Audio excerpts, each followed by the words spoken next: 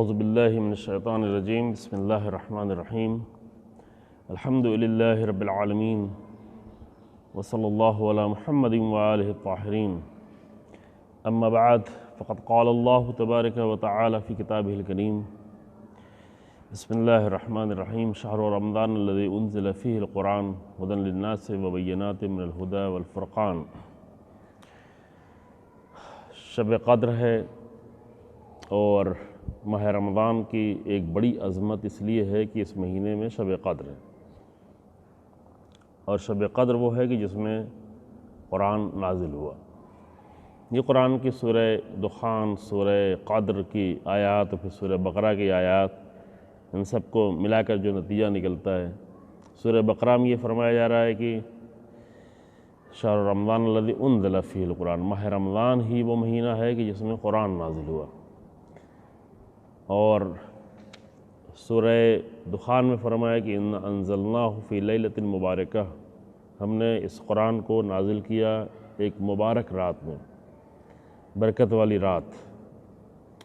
اور اس کی برکتیں اتنی زیادہ وسیع ہو سکتی ہیں کہ جس کا ذکر جو ہے سورہ قدر میں ہے، کہ جس میں ارشاد ہوا کہ انا انزلناہ فی لیلۃ القدر،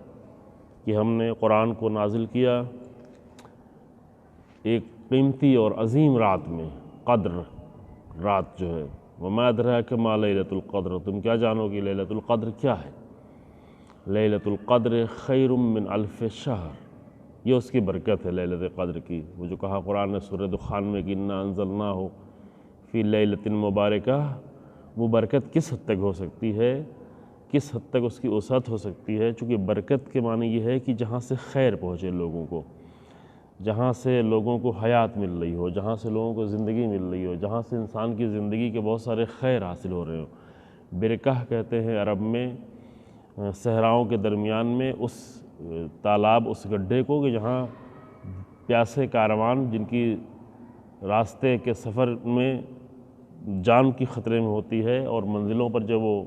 برکہ نظر آتا ہے کہ جہاں سے وہ اپنی پیاس بجھاتے ہیں، تو ان کی زندگی کا سفر جاری رہتا ہے، ان کا کاروان آگے بڑھتا رہتا ہے، وہ آگے جاتے ہیں، واپس پلٹتے ہیں، یعنی زندگی اس پر آ کر ٹکی ہوتی ہے۔ تو اسی سے برکت کا لفظ ہے، یعنی جہاں سے انسان کو خیر مل رہا ہو۔ اور لیلۃ قدر وہ اتنی عظیم رات ہے، اس قدر خیر و برکت کی رات ہے۔ یوں تو پورے ماہ رمضان کے لیے قرآن رسول اللہ صلی اللہ علیہ وآلہ وسلم نے فرمایا کہ ماہ رمضان تمہارے پاس آیا، قد اقبل الیکم شہر اللہ بالرحمت والمغفرت والبرکہ، برکت کے ساتھ آیا ہے، رحمت کے ساتھ آیا ہے، مغفرت کے ساتھ آیا ہے، کہ یہ پورا مہینہ ہی جو ہے وہ برکت کا مہینہ ہے۔ اور اس کی برکتوں کا ذکر اسی خطبے میں رسول اللہ نے فرمایا کہ حتیٰ اس میں سانس لینا، اس میں سانس لینے کی قیمت ہے، سانس لینا عبادت بن جاتا ہے، تسبیح بن جاتا ہے، سونا بھی تمہارا جو ہے اس میں عبادت بن جاتا ہے۔ ایک آیت کی تلاوت جو ہے پورے قرآن کی تلاوت کے برابر ہوتی ہے، عبادت کا درجہ بہت زیادہ بلند ہو جاتا ہے۔ یہ ساری برکتیں ہیں، یعنی کسی چیز کو کوئی ایک عمل کس قدر وسیع ہو جائے، لیکن سب سے بڑی برکت جو ہے وہ شب قدر کی ہے، کہ شب قدر کے لیے قرآن فرماتا ہے کہ وما ادراک ما لیلۃ القدر، تم کیا جانو کہ شب قدر کیا ہے؟ لیلۃ القدر خیر من الف شہر، شب قدر 1000 مہینے سے بھی زیادہ بہتر ہے۔ یعنی 1000 مہینے میں انسان کو جو کچھ خیر مل سکتا ہے، جو انسان جن بلندیوں تک پہنچ سکتا ہے، جو سفر اپنی روح کا سفر، اپنی نورانیت کا سفر، اپنے تقویٰ کا سفر، اپنی پاکیزگی کا سفر، جو انسان 1000 مہینوں میں، 1000 مہینے تقریباً 80 سال بنتے ہیں کچھ اس طرح سے، اتنے سال میں جو انسان سفر طے کرتا ہے، وہ انسان اگر چاہے اور در کرنا چاہے، حاصل کرنا چاہے، تو ایک شب میں، ایک شب قدر میں انسان حاصل کر لیتا ہے۔ یعنی گویا ایک پوری زندگی کے کمالات اور پوری زندگی کی بلندیاں جو انسان ایک شب میں حاصل کر سکتا ہے۔ یوں تو ہماری بحث جو ہے وہ تاریخ اسلام کی بحث تھی، لیکن آج یہ عظیم شب ہے، اتنی عظیم شب کا یہ پروگرام ہے، لہٰذا لازم ہے کہ اس شب کو ہم بھی اللہ کی بارگاہ میں دعا کریں کہ ہمارے لیے شب قدر، جو بھی شب قدر آئے وہ سب کے سب ہمارے لیے خیر و برکت کا سبب بنے، امت مسلمہ کے لیے خیر و برکت کا سبب بنے، پوری بشریت کے لیے خیر و برکت کا سبب بنے۔ اور اس شب کی وجہ سے اس پورے ماہ رمضان کی سب سے بڑی عظمت یہ ہے کہ اس مہینے میں قرآن نازل ہوا۔ اب یہ کہ اسی قرآن کے نازل ہونے کی وجہ سے اللہ نے تمام مقدرات جو ہے اسی شب میں طے کیے ہوئے ہیں کہ تنزل الملائکۃ والروح فیہا بإذن ربہم، اللہ کے اذن سے جو ہے مسلسل فرشتوں کی آمد ہوتی ہے، مسلسل جو ہے وہ روحوں کا نزول ہوتا ہے، اور اس شب میں جو ہے مقدرات انسان کے طے ہوتے ہیں۔ یہ صبح تک سلسلہ جاری رہتا ہے۔ اور یہ شب جو ہے اتنی عظیم کس لیے ہوئی، یہ اس کی ظاہر ہے کہ اس شب کی عظمت کی وجہ سے اندازہ ہو سکتا ہے کہ چونکہ اس شب میں قرآن نازل ہوا،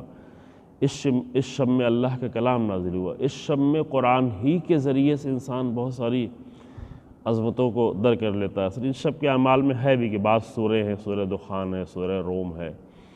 اس طرح ان سوروں کو پڑھنا، چونکہ سورہ عنکبوت، چونکہ ان سوروں میں بھی بہت سارے راز اللہ کے بیان کیے گئے۔ سورہ روم میں اللہ کی بہت ساری عظیم نشانیاں بیان کی گئیں، ایک ایک کر کے گنائی گئی نشانیاں کہ اللہ کی نشانیوں میں سے یہ بھی ہے، اللہ کی نشانیوں میں سے یہ بھی ہے، اللہ کی نشانیوں ومن آیاتہ ومن آیاتہ ومن آیاتہ۔ اور یہ آیات اس لیے ہے کہ تاکہ انسان اس پہ غور و فکر کرے۔ اللہ نے جو آیات قرار دی ہیں سورہ روم میں، مسلسل جو اپنی نشانیاں قرار دیں گی، تو قرآن کی ہر آیت اللہ کی ایک نشانی ہے، لیکن ان آیتوں میں خاص کر آیات کہہ کے ذکر کرنا کہ اللہ کی نشانیوں میں سے یہ زبان، یہ کلام، یہ زمین و آسمان، یہ رات و دن، یہ تمہاری شادی بیاہ، ان کے درمیان محبت و رحمت، یہ بہت ساری نشانیاں جو اللہ نے سورہ روم میں قرار دی، وہ سب انسان کی زندگی کے لیے اہم ہیں۔ یعنی یہ صرف فقط یہ نہیں کہ انسان پڑھے اور جلدی جلدی پڑھ کے اسے ادا کر لے اور اس کو کچھ ثواب لے لے، یعنی اس پر غور و فکر کرے، جب اس کو اللہ کرے خاص یہ اللہ کی نشانیاں ہیں، اور دوسری طرف دعوت دی جائے کہ اللہ کی نشانیوں میں انسان غور و فکر کرے، تو اس شب قدر میں بعض علماء بیان بھی کرتے ہیں کہ بہترین عمل شب قدر کا انسان کو فکر کرنا ہے، بہترین عمل، سب سے زیادہ عمل، اور فکر کرنا بھی سب کہاں پہ زیادہ فکر کرنا، اس سے بڑھ کر فکر کرنا اور کیا ہے کہ انسان اللہ کے کلام میں فکر کرے، اللہ کی نشانیوں تک پہنچے، اللہ کی نشانیوں کے مطابق اپنی زندگی کو ڈھالنے کی کوشش کرے۔ اللہ کی جو نشانیاں ہیں، جو اللہ کی آیات ہیں، ان آیات کو اپنی زندگی میں محسوس کرے انسان، اپنی زبان میں، اپنے بیان میں، اپنے کلام میں، اپنے ازدواجی رشتے میں، اپنے گھر کے مسائل میں، اپنے سماجی مسائل میں جو بیان ہوئے ہیں، سورہ دخان میں جو بیان ہوا ہے ان سے استفادہ کرے، سورہ عنکبوت سے استفادہ کرے، یا قرآن کی اور دیگر آیات پر، قرآن کے نزول کی آیات پر۔ یوں تو فکر کرنا، جس کو ہم عام طور سے اس کو عبادت نہیں سمجھتے، یہ ہماری مشکل ہے۔ ہم سجدوں کو یہ بہت ہی اہم ہے، رسول اللہ نے فرمایا بھی ہے کہ ماہ رمضان میں انسان طولانی سجدے کرے، کم سے کم کبھی کبھی وقت نکالے انسان کی ماہ رمضان میں طولانی سجدے کرے، خوب عبادت ہے، نمازیں پڑھے، مستحبات پڑھے، نافل رمضان ہے، روزانہ 20 رمضان تک 8 رکعت، اور اس کے بعد جو ہے 10 رکعت، اس کے بعد جو ہے 20 رکعت نافل رمضان کی، جسے اہل سنت جو ہے وہ تراویح کی شکل میں پڑھتے ہیں، لیکن نافل رمضان سب کے لیے ہے، تمام مومنین کے لیے ہے کہ وہ نماز ماہ رمضان کی شبوں میں کچھ پڑھیں، کچھ استفادہ کریں، نافل رمضان کی شکل میں 2 رکعت کر کے جو ہے وہ نمازیں پڑھیں۔ یہ ساری چیزیں بہت ہی عظیم ہیں، یہ بہت ساری یہ سب عبادتیں ہیں۔ دعائیں پڑھنا، بہت ساری انسان دعائیں پڑھتا ہے، شب قدر میں بہت ساری دعائیں پڑھتا ہے، اور بہت اچھا ہے کہ انسان اگر عام دنوں میں اتنی توفیق پیدا نہیں کرتا تو شب قدر سے استفادہ کرے، کم سے کم دعاؤں سے آشنا ہو۔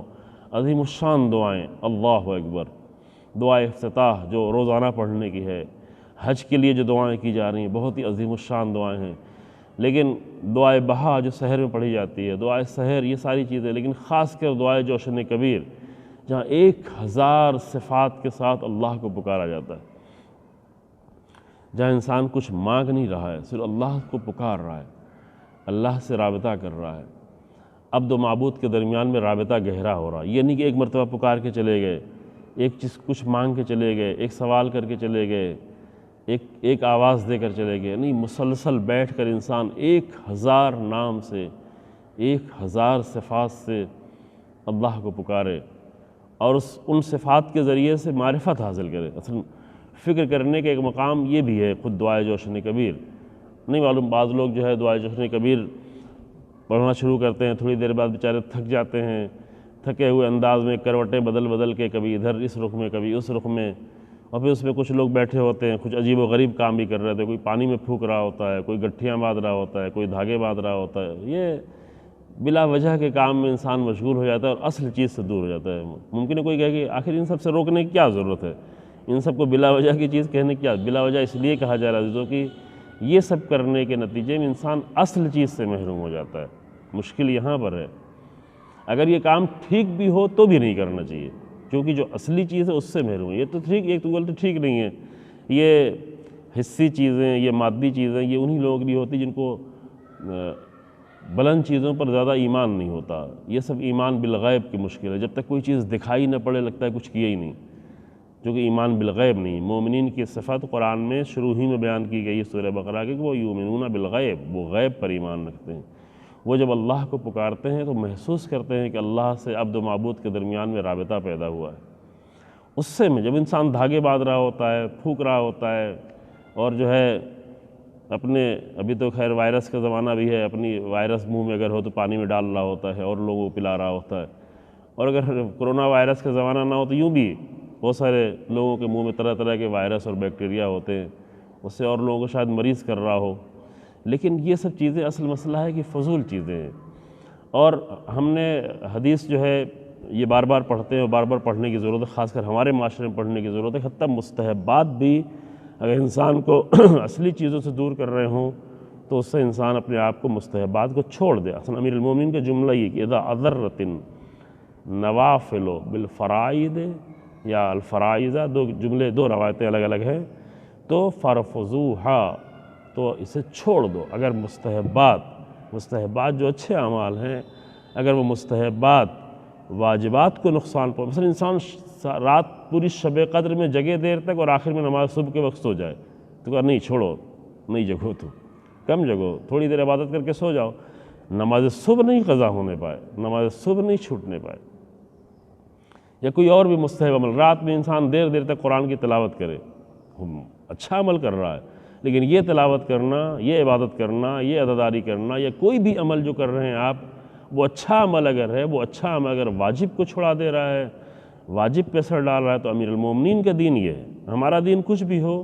لیکن امیر المومنین کا دین یہ ہے کہ اگر مستحبات واجب کو نقصان پہنچانے لگے ہیں تو مستحبات کو چھوڑ دیں، ترک کر دیں، فرفضوہا۔ اور اسی طریقے سے یہاں بھی بہت سارے کام انسان کر رہا ہوتا ہے، اتنے عظیم شب میں انسان نہیں معلوم کن کاموں میں مشغول ہو جاتا ہے۔ اللہ اکبر۔ لہذا اتنے عظیم الفاظ، انسان ترجمہ ابھی موجود ہے، سافٹ ویئرس ایسے موجود ہیں، اپلیکیشنز ایسے موجود ہیں کہ وہیں ساتھ میں جو ہے اس کا ترجمہ بھی ہوتا ہے، دعائے جوشن کبیر کا ترجمہ بھی وہاں پر موجود رہتا ہے۔ انسان اگر عربی نہیں سمجھتا، اب بولتے ہیں کہ مومنین،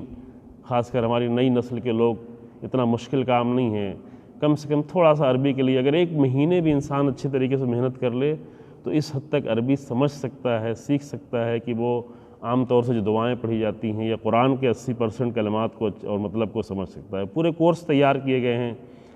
3 جلدوں میں وہ کورس ہے، کچھ لوگ اگر محنت سے کریں تو 1 مہینے 1.5 مہینے میں وہ کورس پورا کر دیں۔ اگر 1.5 مہینہ انسان محنت کر لے تو بہت سارے مطالب کو خود سمجھتا ہے، لیکن اگر نہیں سمجھ پا رہا ہے تو انسان جو ہے ترجمہ پڑھے، ترجمے کے ذریعے سے جانے کن کلمات کو ادا کر رہا ہے، کتنے عظیم کلمات انسان کی زبان سے ادا ہو رہے ہیں، کتنے عظیم صفات سے اپنے رب کو پکار رہا ہے، تو انسان اس کے ذریعے سے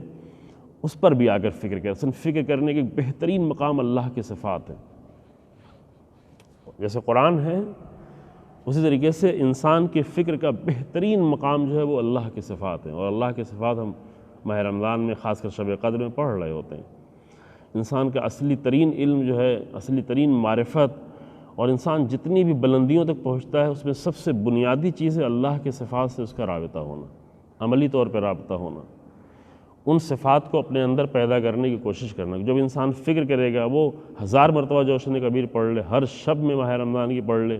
لیکن اگر ان صفات پہ فکر نہ کرے، اگر ان صفات کو اپنے اندر پیدا کرنے کی کوشش نہ کرے، اگر وہ صفات کی نورانیت انسان کے دل میں پیدا نہ ہو تو یوں ہی ہے، بس گزارا ہو گیا، تھوڑی دیر بہرحال برے کام سے بچا رہا، دعا کرتا رہا، وہ عبادت قرار پائے گا، لیکن اس کا کوئی خاص درجہ نہیں ہوگا، اس کی کوئی خاص، اس سے انسان کی زندگی میں کوئی خاص ممکن ہے آخرت پہ تھوڑا بہت اثر پڑ جائے، وہ بھی بہت معمولی سا اثر، کیونکہ ہر اثر ایک جیسا نہیں ہوتا۔ پہلے عرض کیا جا رہا ہے، یہ واقعہ جو ہے اصول کافی میں بیان کیا گیا ہے کہ بنی اسرائیل کے زاہد کا، کہ فرشتے بھی حیرت میں تھے کہ اتنی عبادت کر رہا ہے، اتنی عبادت کر رہا ہے،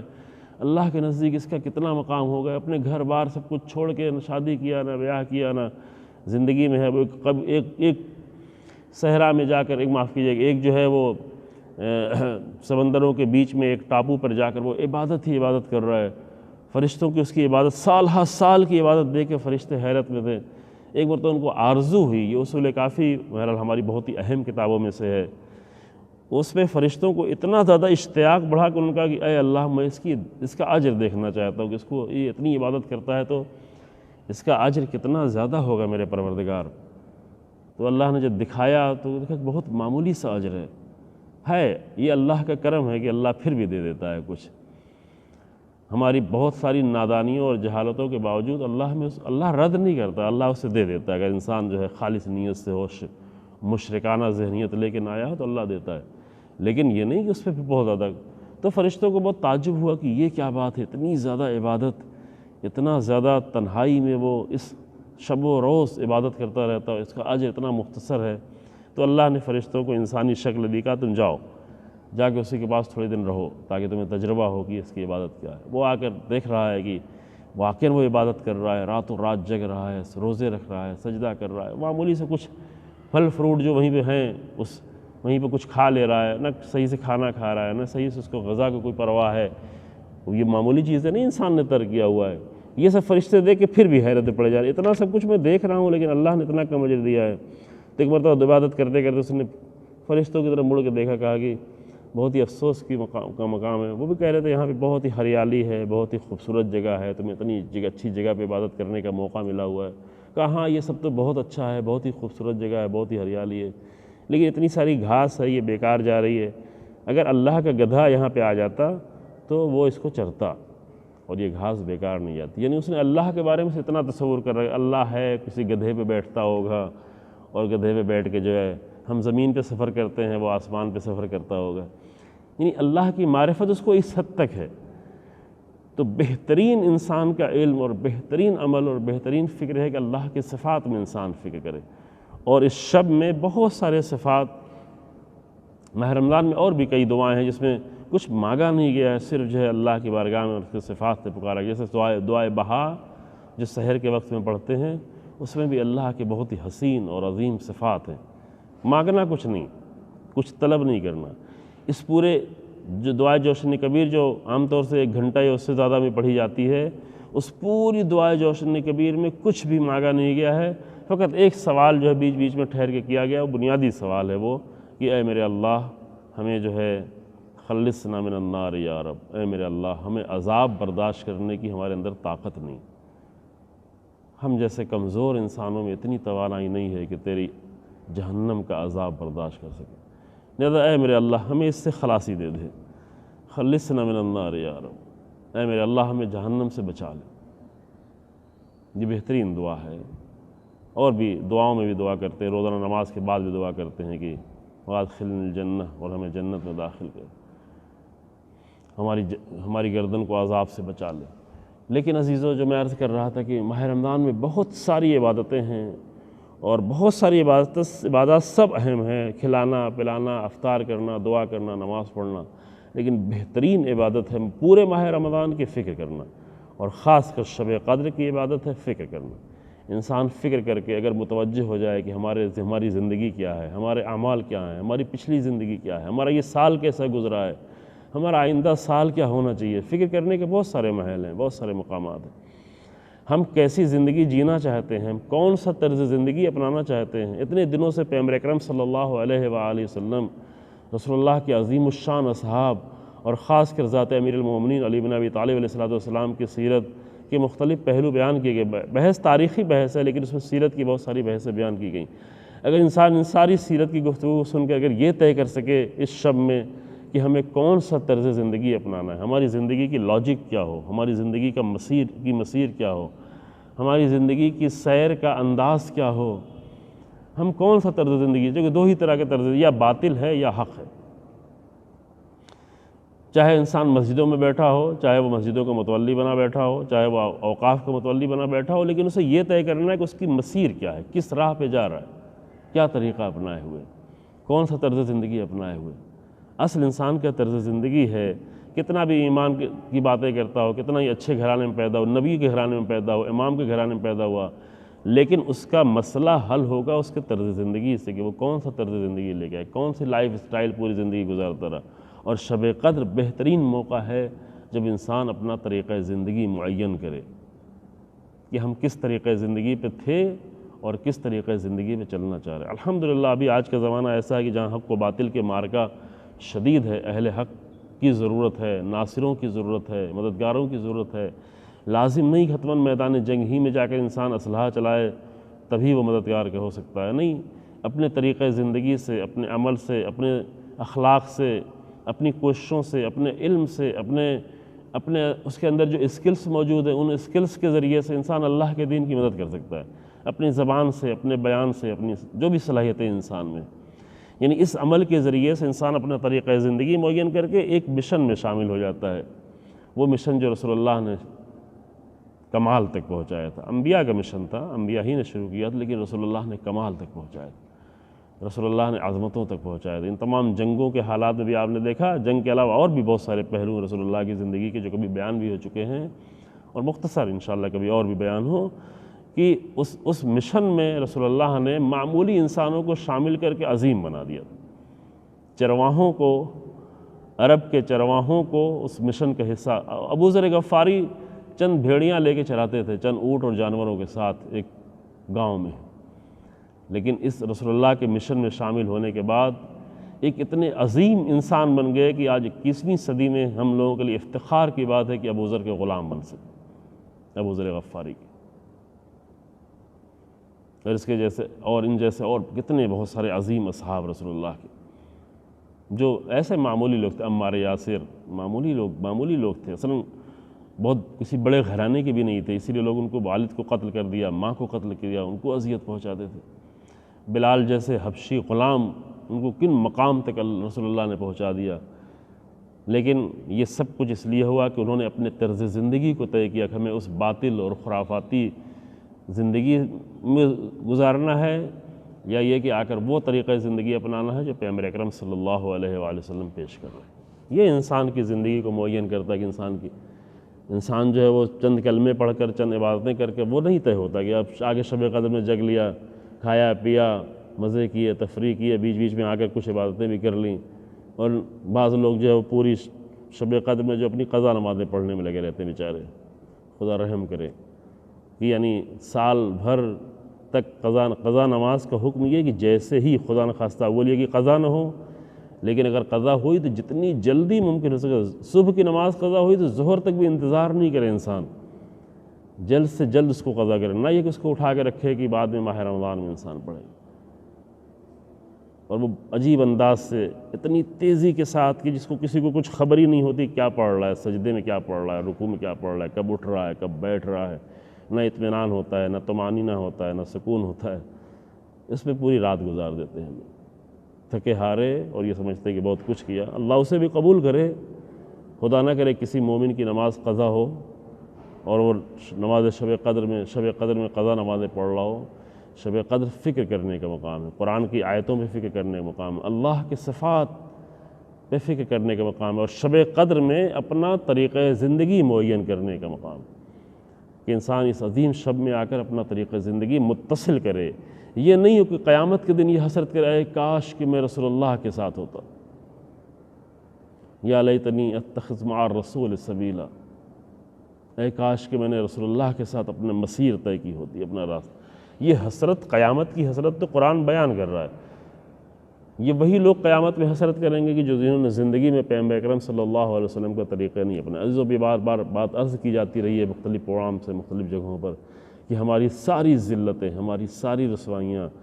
عالم اسلام کی رسوائیاں، ہمارے اس ملک میں مسلمانوں کی رسوائیاں اور ذلت کی وجہ یہ کہ انہوں نے رسول اللہ کا طریقہ زندگی نہیں اپنایا ہے، اہل بیت علیہ السلام کا اور رسول اللہ کے اصحاب کا طریقہ زندگی، پاکیزہ اصحاب کا طریقہ زندگی نہیں اپنایا، اسی لیے دوسروں میں جرأت ہوتی ہے، اسی لیے کوئی آ کر قرآن کی توہین کرتا ہے، کوئی آ کر، چونکہ ہم نے نہیں اس کو مضبوط کیا، ہم نے پیش نہیں کیا ہے، ہمارے اعمال اور ہمارے طریقوں کو دیکھ کر لوگ رسول اللہ کو برا کہہ رہے ہوتے ہیں۔ اللہ اکبر۔ وہ اللہ کی بارگاہ میں دعا ہے کہ وہ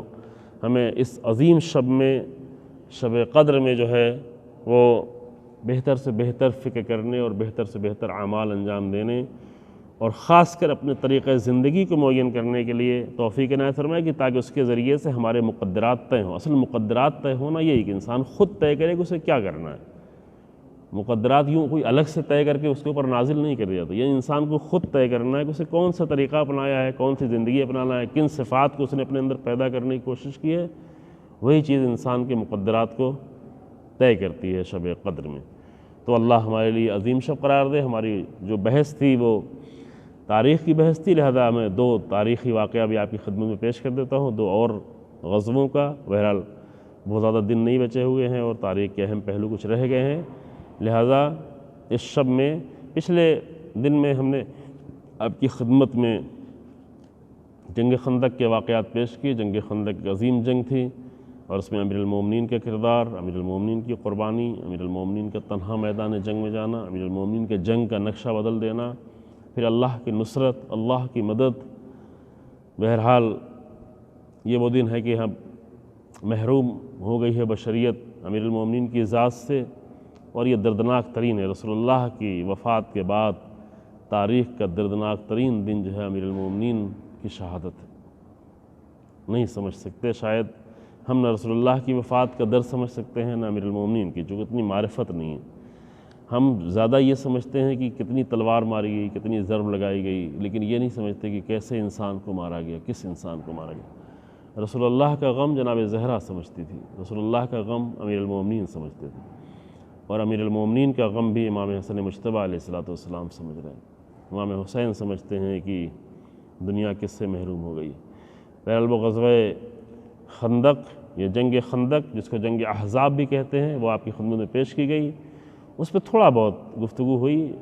وسیع ہے، اس کے بہت سارے پہلو ہیں، اس پہ زیادہ غور و فکر کرنے کی آیتیں بھی ہم نے، پورا سورہ ہے، اس کے بہت ساری آیتیں ہیں، لیکن چند آیتیں آپ کی خدمت میں پیش کی تھی۔ اور غزوہ خندق کے بعد دو چھوٹے چھوٹے اور غزوے ہوئے ہیں، اس کے بعد بہت بڑا معرکہ پیش آتا ہے، معرکہ نہیں بلکہ معرکہ ہوتے ہوتے صلح میں تبدیل ہو گیا، وہ تھا صلح حدیبیہ، کو انشاءاللہ کل آپ کی خدمت میں پیش کیا جائے گا بلکہ پروگرام میں۔ آج اس کے پہلے جو دو ماجرا پیش آیا ہے وہ ہے غزوہ بنی لحیان، جو چونکہ جنگ خندق جو ہے وہ 5ویں صدی ہجری کے شوال میں ہوئی تھی، آپ کو بتایا گیا کہ 10 شوال سے لے کر کے پہلی ذی قعدہ کو جا کے تمام ہوئی تھی۔ اور جنگ خندق کے بعد جو ہے جو دوسرا معرکہ پیش آیا تھا، جو جنگ کی شکل میں نہیں ہوا تھا، وہ تھا بنی قریظہ، جنگ بنی قریظہ، یعنی یہودیوں کے تیسرا قبیلہ جو مدینہ میں موجود تھا، ان کو ان کی خیانت کی سزا دی گئی، وہ بھی ذی قعدہ کے مہینے میں آخر میں تقریباً ذی الحجہ میں جا کر، چونکہ ایک مہینے تک تقریباً جو ہے ان کے قلعے کو گھیرے رکھا گیا، حصار میں رکھا گیا، تو تقریباً ذی الحجہ کی ابتدا میں یا ذی قعدہ کے آخری دنوں میں جو ہے جنگ بنی قریظہ ہوئی اور ان کو ان کی خیانتوں کی سزا دی گئی۔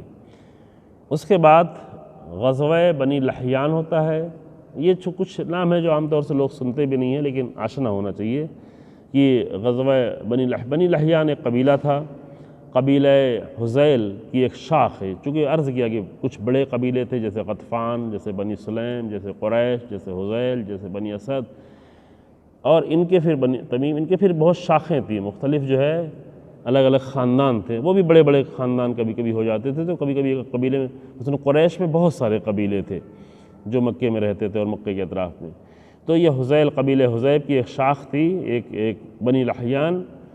انہوں نے اتنی بڑی خیانت کی کہ پیغمبر اکرم صلی اللہ علیہ وسلم کی بارگاہ میں آ کر تقاضا کیا کہ آپ مجھے معلم دیں، مبلغ دیں، 10 معلم دیں، میں ان کو اپنے قبیلے میں لے جاؤں، وہ جا کر لوگوں کو اسلام کی تعلیم دیں۔ آپ دیکھیں کہ کس طرح کی خیانتیں تھیں،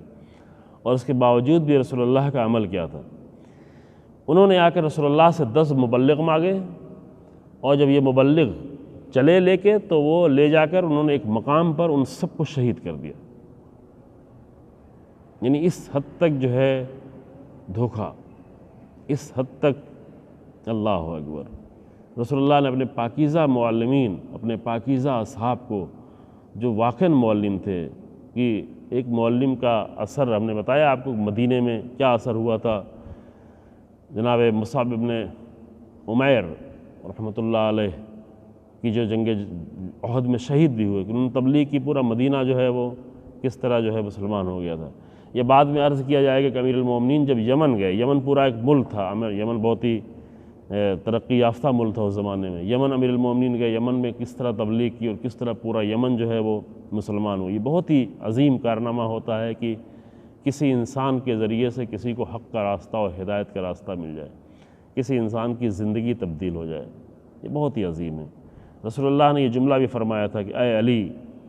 جب یمن کی طرف جا رہا تھا، اے علی اگر تمہارے ذریعے سے ایک انسان کو بھی ہدایت ملتی ہے تو یہ مشرق و مغرب میں جتنی چیزوں پر سورج کی روشنی پڑتی ہے ان سب سے زیادہ بڑھ کر ہے۔ یعنی اس پوری دنیا میں سورج کی روشنی جہاں جہاں پڑتی ہے، جس کی انسان بہت آرزو کرتا ہے، اقتدار کی، حکومت کی، ان سب سے زیادہ قیمتی یہ ہے کہ تمہارے ذریعے سے کسی ایک انسان کا طرز زندگی بدل جائے، ہدایت مل جائے، نجات مل جائے، انسان کو نجات ملے۔ لہذا یہ مبلغین گئے، لے گئے ان کو اور ان کو لے جا کے قتل کر دیا۔ یہ ربیع الاول 6 ہجری کا واقعہ ہے، یعنی بیچ میں محرم و صفر کا مہینہ آیا، پھر ربیع الاول، جنگ قریظہ کے بعد، جنگ خندق اور جنگ قریظہ کے بعد، محرم و صفر کے بعد ربیع الاول 6 ہجری، محرم سے نیا سال شروع ہو گیا، 6 ہجری کا آغاز ہو چکا ہے، اور ربیع الاول کے مہینے میں یہ واقعہ پیش آیا۔ پھر رسول اللہ نے جو ہے ان کا تعاقب کیا، جن لوگوں نے رسول اللہ کے مبلغ، یہ واقعہ 2 یا 3 بار پیش آیا تھا۔ ایک بار 40 لوگوں کو لے گئے، اس میں بہت سارے لوگوں کو قتل کر دیا، اس عنوان سے لے گئے کہ ہم آپ کو لے چل رہے ہیں تاکہ آپ ہمارے تبلیغ کریں۔ یہ دھوکہ کرتے تھے رسول اللہ کے ساتھ، یہ ملعون لوگ، اور یہ جن کے اندر انسانی شرافت ہی نہیں، یہ اس طرح کے دھوکے وہی لوگ کر سکتے ہیں جس کے اندر ذرا بھی انسانیت نہیں پائی جاتی۔ اگر ٹھیک ہے دشمنی کرنا ہے، انسان دشمنی کرے، جنگ کرنا ہے جنگ کرے، لیکن انسانوں کی طرح سے، مردوں کی طرح سے، شرافت تو اس کے اندر ہو انسانی، آ کر سامنے جنگ کرے۔ لیکن اس طرح کی خیانتیں کرتے تھے۔ یہ واقعہ پیش آیا کہ قتل کیا، رسول اللہ نے ان کے تعاقب کیا، لیکن وہ سب کے سب فرار ہو گئے، اپنی بستی کو چھوڑ کے ادھر ادھر فرار ہو گئے۔ رسول اللہ بھی 14 ربیع الاول کو واپس آ گئے، 6 ربیع الاول کو یہ واقعہ پیش آیا تھا، رسول اللہ نے تعاقب کیا تھا، پیچھا کیا تھا، اور پھر 14 ربیع الاول کو رسول اللہ وہاں پہ ٹھہر کر وہاں سے واپس آ گئے۔ پھر اس کے بعد 21واں غزوہ، چونکہ بتایا کہ 27 غزوے، 21واں غزوہ جو تھا وہ اس کا نام ہے غزوہ ذی غابہ یا ذی قرد، یہ علاقوں کے نام سے بعض غزوے ہوتے تھے۔ ذی غابہ جو ہے وہ ایک چراگاہ تھی، غابہ وہاں پہ ایک چراگاہ تھی جہاں پر مدینہ کی اونٹنیاں چرتی تھیں، رسول اللہ کی اونٹنیاں بھی جا کے وہاں چرتی تھیں۔ وہاں پر ایک کنواں تھا، اس کنویں کا نام ذی قرد تھا، اس لیے ذی قرد بھی اس کو کہا جاتا ہے اور ذی غابہ بھی کہا جاتا ہے، دونوں کہہ سکتے ہیں، مشکل نہیں ہے۔ جو مدینہ سے تقریباً 12 میل کے فاصلے پر تھا، کچھ 22-23 کلومیٹر کے فاصلے پر جو ہے یہ مقام تھا، یہ چراگاہ تھی۔ وہاں جا کر بہت سارے جانور چرتے تھے۔ رات میں ایک مرتبہ بنی غطفان کی ایک شاخ، بنی غطفان کا ایک قبیلہ بنی فزارہ، اس نے رات میں حملہ کر دیا، 20 اونٹنیاں بھی پکڑ لے گئے، چوری کر لے گئے۔ یہ خیانتیں یہ سب کر رہے تھے، یعنی ہر طرح سے رسول اللہ کو وہ پریشان کرنے اور نقصان پہنچانے کی کوشش کر رہے تھے۔ لیکن اللہ جسے نجات دینا چاہتا ہے، اللہ جس کے نام کو باقی رکھنا چاہتا ہے، یہ ساری کوششیں ناکام ہو جاتی ہیں عزیزو۔ یہ سارے واقعات اس لیے پڑھے جا رہے ہیں کہ انسان جو ہے آج کے دور میں مایوس نہیں ہو، اگر اللہ کا نام لیتا ہے، اگر اللہ پر ایمان ہے، اگر اللہ پہ بھروسہ ہے تو ساری قوتیں فیل ہو جاتی ہیں۔ اللہ انسان کی توانائیوں کو عذاب میں تبدیل کر دیتا ہے۔ ابھی بعض ملکوں نے آ کر وائرس تیار کیا تھا، کس نے تیار کیا؟ امریکہ نے تیار کیا، چین نے تیار کیا، یہ بحث ہماری نہیں ہے،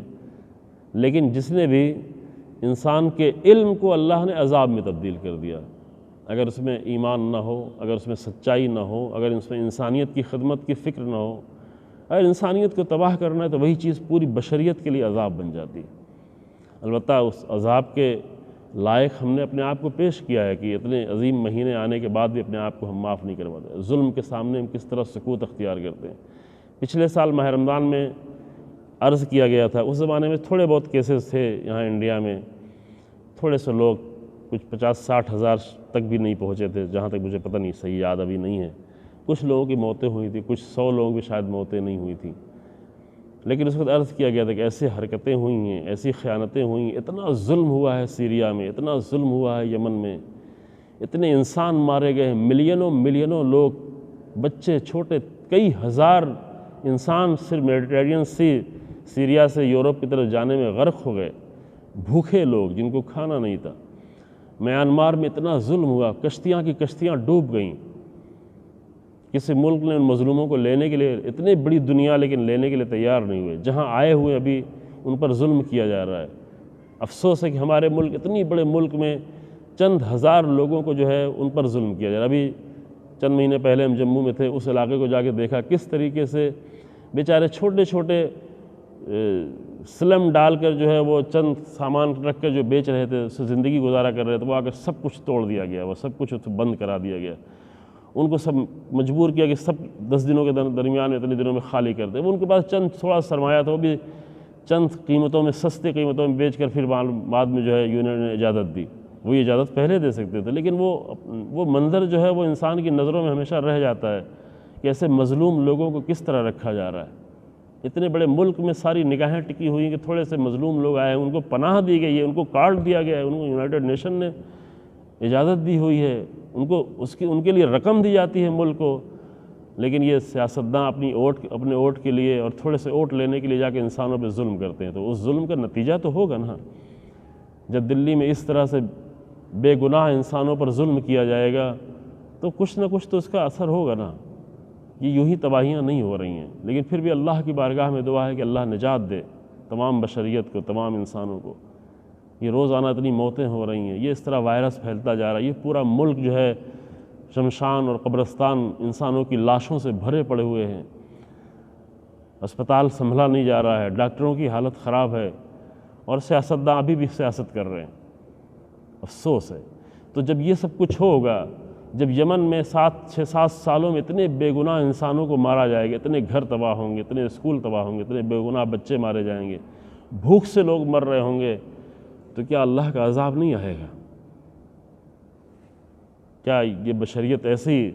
لوگ مزے اڑاتے رہیں گے؟ نہیں، لازمی ہے. اور اللہ تمہارے علم کو، تمہاری ہی کوششوں کو، تمہاری ہی صلاحیتوں کو عذاب میں تبدیل کر دیتا ہے. اور یہ قانون ہے کہ اللہ کب نعمتوں کو عذاب میں تبدیل کرتا ہے. یا ہم دعائے قمیل میں دعا بھی پڑھتے ہیں، پروردگارہ اللہم، اے میرے اللہ، ہم ایسے گناہوں سے پناہ مانگتے ہیں کہ جو نعمتوں کو نقم میں تبدیل کر دیتی، عذاب میں تبدیل کر دیتی. کبھی کبھی نعمتیں ہماری عذاب بن جاتی ہیں. ہمارے پاس دولت آتی ہے، دولت اللہ کی دی ہوئی نعمت ہے، لیکن اس کو ہم عذاب بنا لیتے ہیں. یعنی دولت آنے کے بعد بے دین ہو جاتے ہیں، بے عمل ہو جاتے ہیں، بچے ہمارے گناہ کی طرف چلے جاتے ہیں، فسق و فساد میں. تو وہ نعمت جو اللہ نے نعمت دی تھی اس کو عذاب بنا دی. اللہ نے علم دیا ہوا ہے، اس علم کے ذریعے سے بشریت کی خدمت کرنی تھی، اس کے ذریعے سے وائرس بنایا گیا، اللہ نے اس کو عذاب میں تبدیل کر دیا. اللہ کی نعمت کو کس طرح عذاب میں تبدیل کیا گیا. تو یہ کام ہوتا ہے، یہ کام خود کر رہے ہیں. یہاں پر بھی کیا تھا، اللہ نے جو ہے موقع دیا تھا لوگوں کو کہ رسول اللہ جیسی ذات آئی ہوئی ہے، بجائے یہ کہ رسول اللہ سے آ کے سیکھیں، رسول اللہ سے علم لیں، رسول اللہ سے اپنے طریقہ زندگی بدلیں، رسول اللہ سے اپنی نجات لیں، رسول اللہ کے ذریعے سے جہنم سے نکل کے جنت کی طرف سفر طے کریں. آ کر رسول اللہ کی توہین کرتے تھے، جیسے آج رسول اللہ کی توہین کی جا رہی ہے. آج رسول اللہ کی توہین کی جائے گی تو عذاب تو آئے گا نا. اگر اللہ کے اس عظیم بندے کی توہین کی جائے گی تو عذاب نہیں آئے گا، لازمی طور پر عذاب آئے گا. اور افسوس کی کچھ ہمارے ملک میں ہو رہا ہے. ہمارے ملک میں